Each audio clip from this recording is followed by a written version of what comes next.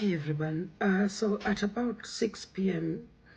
Kenyan time, nilipata some minutes past 6 p.m. nilipata message, nilipata phone call actually from the family of Maribel IMAC.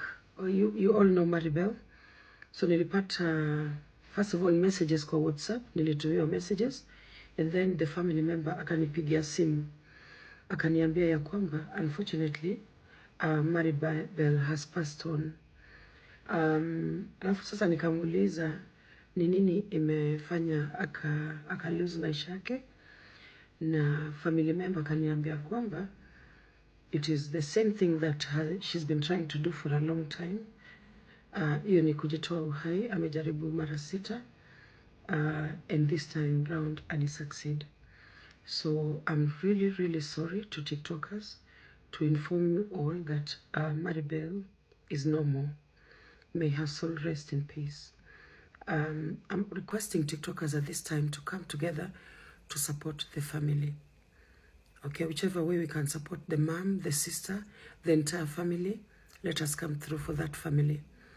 And of course, some people will be upset with this information, but the reason the family contacted me first, because last time when she tried the same thing, akaekwa kwa hosi, mimi ndio nilimchangia pesa. I think tulimchangia 250,000 ili alipe hiyo bili ya hosi.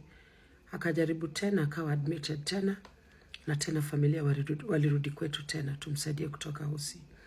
So I'm deeply sorry to the family, and I hope that we will stand with them at this very trying time. Tujaribu tuwasaidie wadau. Whichever way we can, let us stand with them.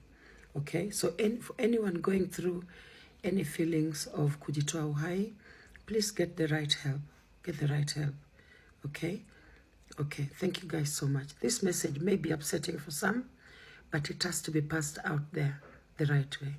Thank you guys. Bye-bye.